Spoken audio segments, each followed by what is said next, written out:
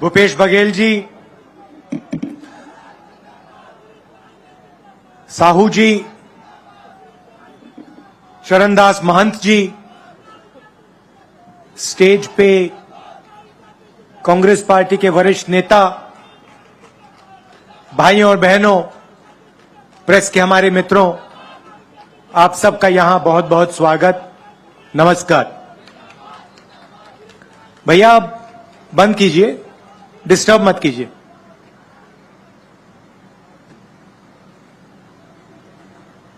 पांच साल पहले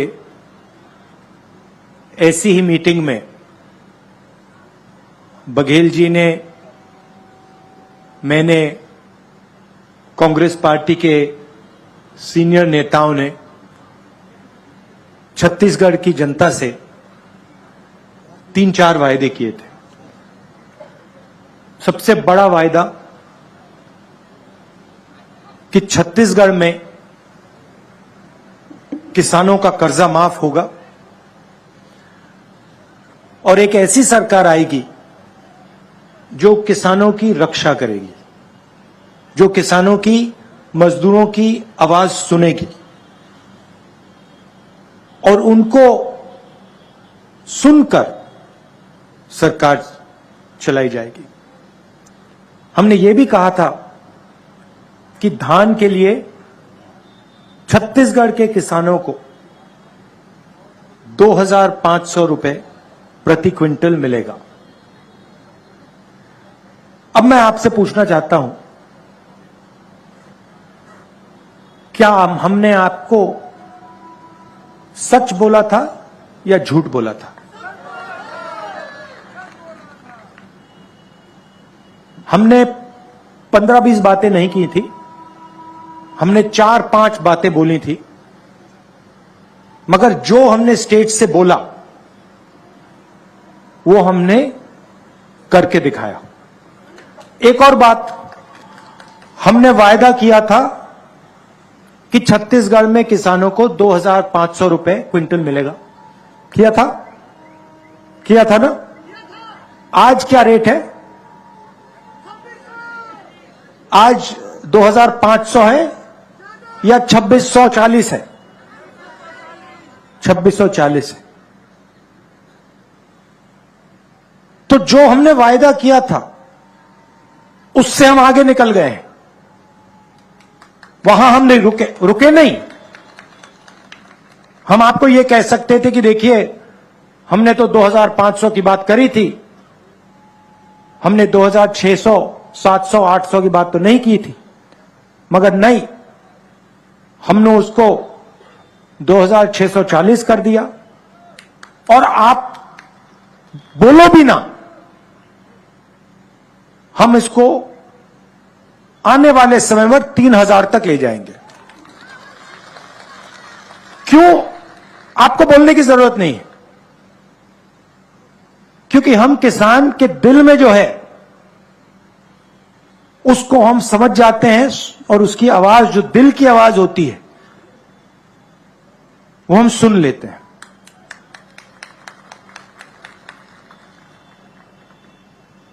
आज सुबह किसानों के साथ, मजदूरों के साथ बघेल जी और मैंने थोड़ा काम किया, बातचीत की, और सारे के सारे किसान, सब ने हमें कहा कि जो सरकार ने उनके लिए पिछले 5 साल में किया है, उससे पहले किसी सरकार ने ऐसा काम नहीं किया है। 2,500 रुपए प्रति क्विंटल, कर्जा माफ, बिजली बिल हाफ, किसान न्याय योजना में 23,000 करोड़ रुपए 26 लाख किसानों को, मजदूरों को 7,000 रुपए हर साल, 5 लाख मजदूरों को फायदा मिला। अब देखिए कांग्रेस पार्टी का तरीका देखिए, आज सुबह किसानों से बात हुई, मजदूरों से बात हुई। मजदूरों ने हमें कहा, बघेल जी को, साहू जी को, टीएस जी को, मुझे कि 7,000 रुपए थोड़ा कम है।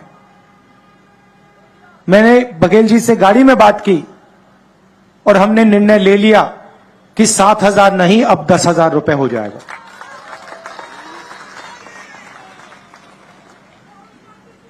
और छत्तीसगढ़ के किसान, सारे किसानों को मैं कहना चाहता हूं, पिछली बार हमने कर्जा माफी का वायदा किया था, वो वायदा हमने पूरा किया और इस बार भी हम कर्जा माफी का वायदा कर रहे हैं और हम आपका कर्जा माफ कर देंगे।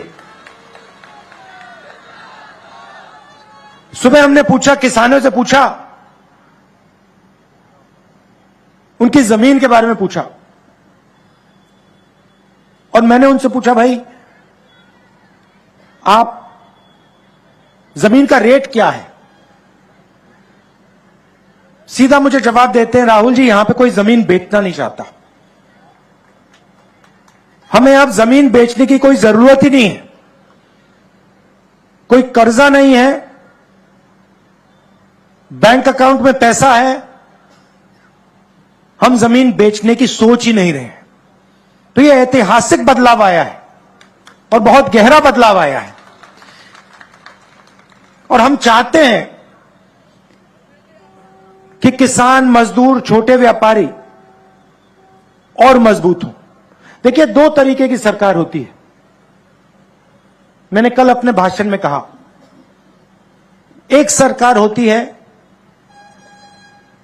जो गरीबों के लिए काम करती है, किसानों के लिए, मजदूरों के लिए, बेरोजगार युवाओं के लिए उनकी मदद करती है और पूरी की पूरी अपनी शक्ति उनकी मदद करने में लगा देती है। दूसरी तरीके की सरकार होती है, वो अरबपतियों को देखती है और जो देश में सबसे अमीर लोग होते हैं, अरबपति जो होते हैं, उनके लिए सरकार काम करती है। बघेल जी ने कहा 14 लाख करोड़ रुपए नरेंद्र मोदी जी की सरकार ने अदानी जी जैसे लोगों का कर्जा माफ किया है। 14 लाख करोड़ रुपए। आप मुझे बताइए, बीजेपी ने कौन सी स्टेट में, हिंदुस्तान में अलग अलग स्टेट में उनकी सरकार है, कौन से स्टेट में बीजेपी ने कर्जा माफ करके दिखाया किसानों का? ये मुझे बता दो। आपको एक स्टेट नहीं मिलेगा। और सेंट्रल सरकार को तो छोड़ दो, उनका तो सीधा अदानी जी के साथ रिश्ता है, 24 घंटा अदानी अदानी अदानी चलता रहता है। खदानें दे दी, एयरपोर्ट दे दिए, पोर्ट दे दिए, किसान के कानून बना दिए उनके लिए। मोदी जी किसानों से कहते हैं, नहीं मैं तो आपके लिए फायदा करना चाहता हूं, मैं किसान बिल लाया हूं। सोचते हैं किसान को कोई समझ नहीं है। आप किसानों के जेब में से पैसा छीनने के लिए कानून लाए थे, आप अदानी जी को पैसा देने के लिए कानून लाए थे और आप 24 घंटा अदानी जी की मदद करते रहते हैं। और यहां पे आपके जो चीफ मिनिस्टर हैं वो भी अदानी जी जैसे लोगों के लिए ही काम करते हैं। हम किसानों के लिए, मजदूरों के लिए, छोटे व्यापारियों के लिए, युवाओं के लिए काम करते हैं। ये फर्क है। अब देखिए दूसरी बात, जहां भी बीजेपी के नेता जाते हैं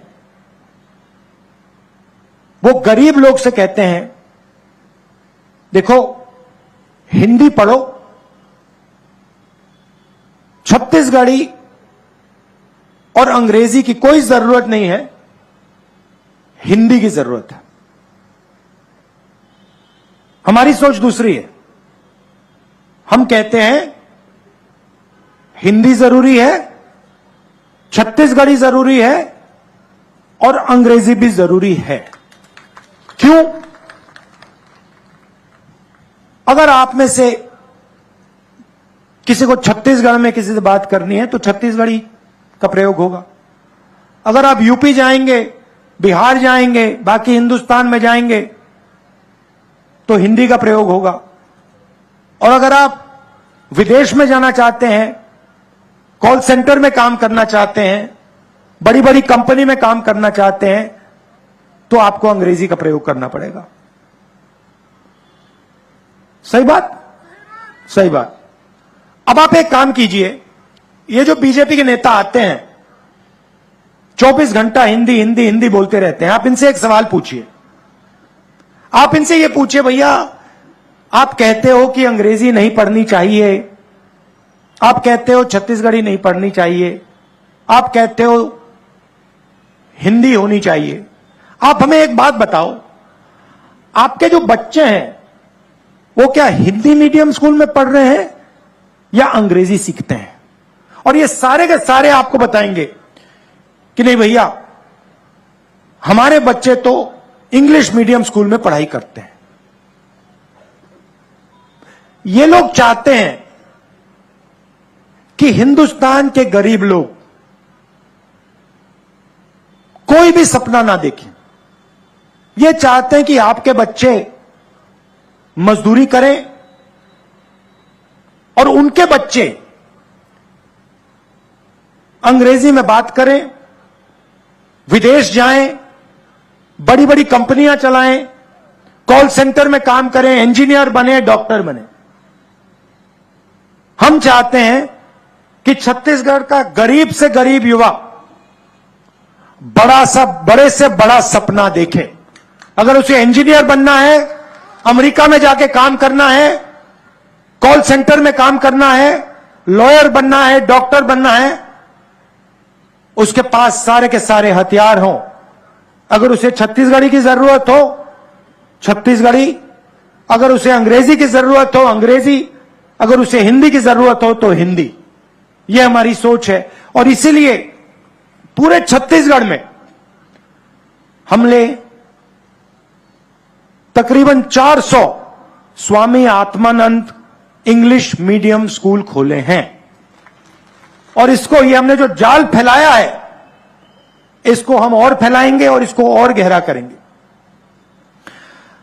33 नई यूनिवर्सिटीज एस्टैब्लिश की हैं और कल हमने एक नया अनाउंसमेंट किया, केजी टू पीजी। इसका मतलब समझे आप? समझे केजी टू पीजी का मतलब क्या है? इसका मतलब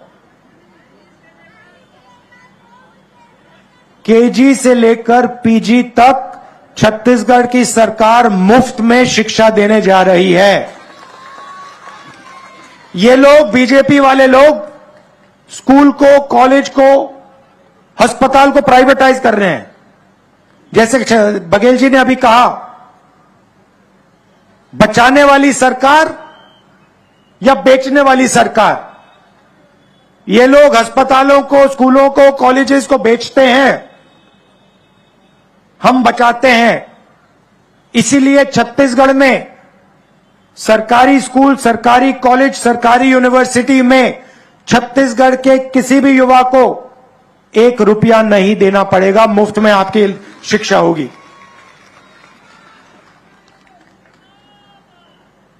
पिछले चुनाव में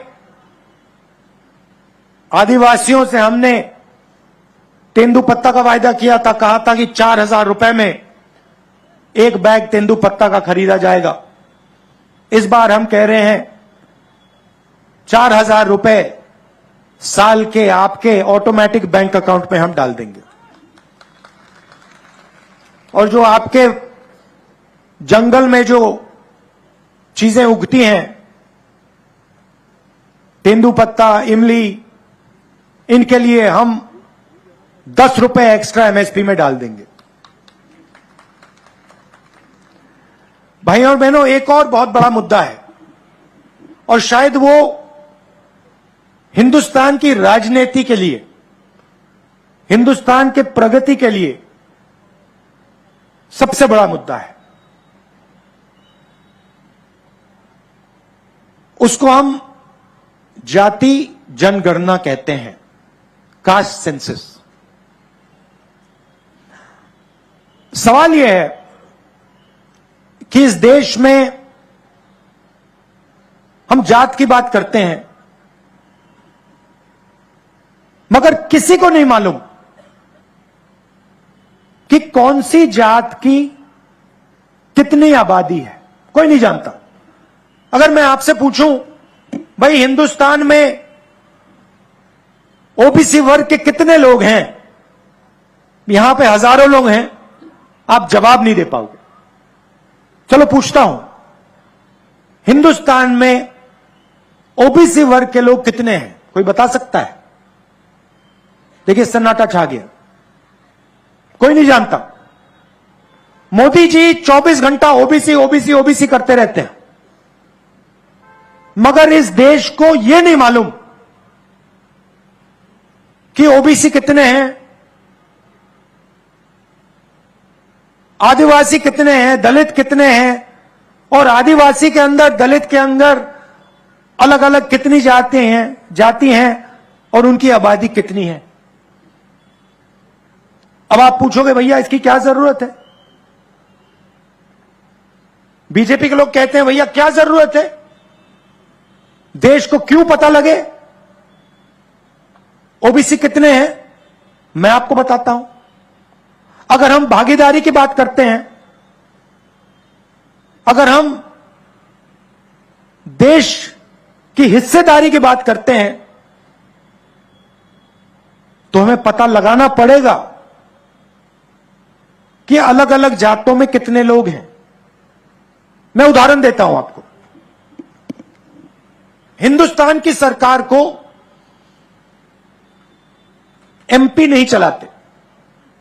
लोग सोचते हैं कि भाई लोकसभा और राज्यसभा के मेंबर ऑफ पार्लियामेंट हिंदुस्तान की सरकार को चलाते हैं, मगर जो सच्चाई जानता है वो आपको 1 मिनट में कह देगा कि हिंदुस्तान की सरकार को 90 आईएएस के ऑफिसर्स चलाते हैं। आप सिर हिला रहे हैं, सही बोला ना मैंने? मतलब 90 लोग हैं जो इस देश की सरकार को चलाते हैं। उनको हम secretary to government of India कहते हैं। सबसे बड़ा अफसर होता है कैबिनेट सेक्रेटरी, और उसके नीचे 90 अफसर होते हैं secretary to government of India. ये लोग हिंदुस्तान की सरकार चलाते हैं। कैसे चलाते हैं? मनरेगा में कितना पैसा जाता है ये निर्णय लेते हैं। मनरेगा कैसे बनेगा, मजदूरों को कैसे पैसा दिया जाएगा, कॉन्ट्रैक्टर को कैसा पैसा दिया जाएगा, सड़क कहां बनेगी, कैसे बनेगी, अंत में ये लोग निर्णय लेते हैं। तो सवाल यह है, अगर सचमुच में ओबीसी की भागीदारी है, या दलितों की भागीदारी है, या आदिवासियों की भागीदारी है, तो इन अफसरों में भी ओबीसी की, दलितों की, आदिवासी अफसर होने चाहिए। और कम से कम अगर देश में मान लो 50% ओबीसी हैं, तो 90 में से 50% ओबीसी होने चाहिए। तब हम कह सकते हैं हां भैया ओबीसी की भागीदारी है। और 90 में से मान लो दलितों की 15% आबादी है, तो 15% दलित होने चाहिए। और मान लो हिंदुस्तान में 15% आदिवासी हैं, तो 15% उसमें आदिवासी होनी चाहिए। तो फिर हम कह सकते हैं हां भैया आदिवासी भी शामिल हैं, दलित भी शामिल हैं, ओबीसी भी शामिल हैं। और जब हिंदुस्तान का बजट बांटा जाता है, लाखों करोड़ रुपए बांटे जाते हैं, तो उसमें ओबीसी की भी आवाज है, दलित की भी आवाज है, आदिवासी की भी आवाज है, जनरल की भी आवाज है। अब सच्चाई सुनिए, 90 अफसर हैं, 90 में से 3 अफसर ओबीसी से आते हैं। आदिवासियों की बात करते हैं, 90 में से 3 आदिवासी हैं, 3 ओबीसी हैं। और मजा वहां नहीं बंद खत्म होता।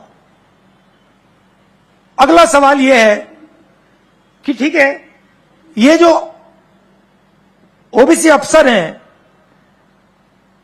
ये जो 3 हैं, ये बजट में कितने पैसे का निर्णय लेते हैं? यहां जो ओबीसी युवा हैं, आप हिल जाओगे, आपको गुस्सा आएगा। भाइयों और बहनों, हिंदुस्तान के बजट में ओबीसी अफसर सिर्फ 5% निर्णय लेते हैं। क्या हिंदुस्तान में ओबीसी की आबादी 5% है? कम से कम 50% है। तो ओबीसी युवाओं को नरेंद्र मोदी से यह सवाल पूछना चाहिए, हमारी आबादी 50%, आप 24 घंटे कहते हो ओबीसी सरकार, ओबीसी सरकार, ओबीसी सरकार, और हमारा हक 5%। ये किसका बेवकूफ बना रहे हो आप? यह सवाल हिंदुस्तान के हर ओबीसी युवा को नरेंद्र मोदी से पूछना चाहिए। चलिए अब आदिवासियों की बात करते हैं। यहां आदिवासी हैं। भाइयों और बहनों, ओबीसी 5% निर्णय लेते हैं, आदिवासी कितना लेते हैं? आदिवासी युवा, आप अच्छी तरह सुनो। अगर हिंदुस्तान की सरकार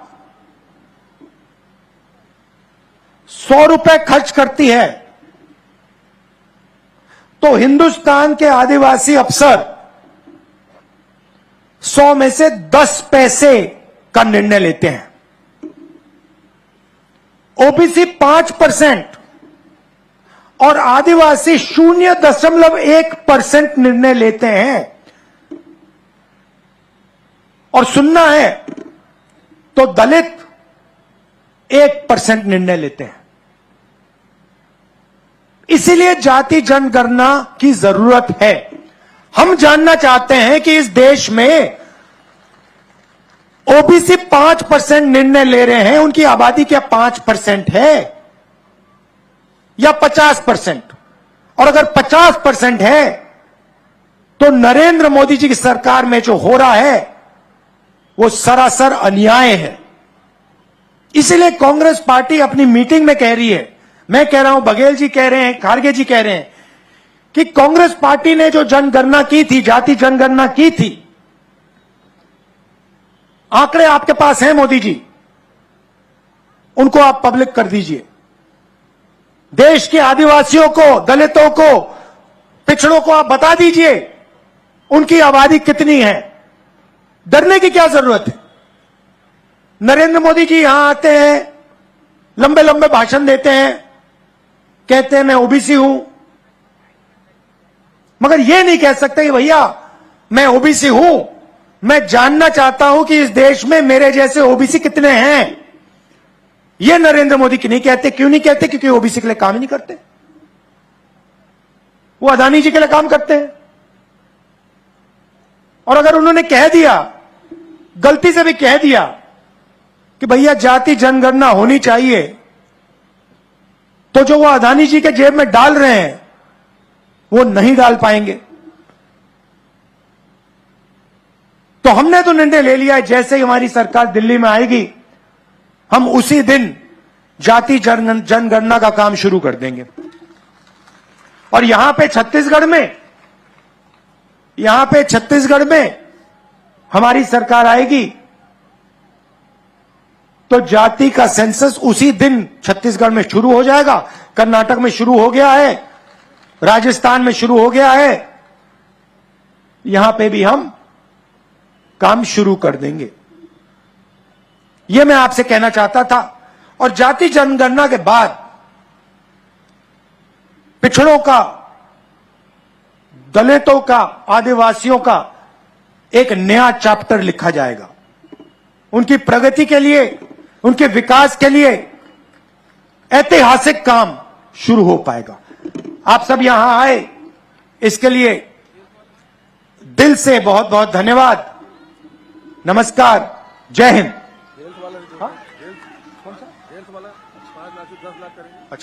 अच्छा, बघेल जी ने कहा कि आपके जो स्वास्थ्य में जो आपको इंश्योरेंस मिलता है 10 लाख रुपए, 5 लाख रुपए मिलता है, उसको हम 10 लाख रुपए का करने जा रहे हैं। धन्यवाद।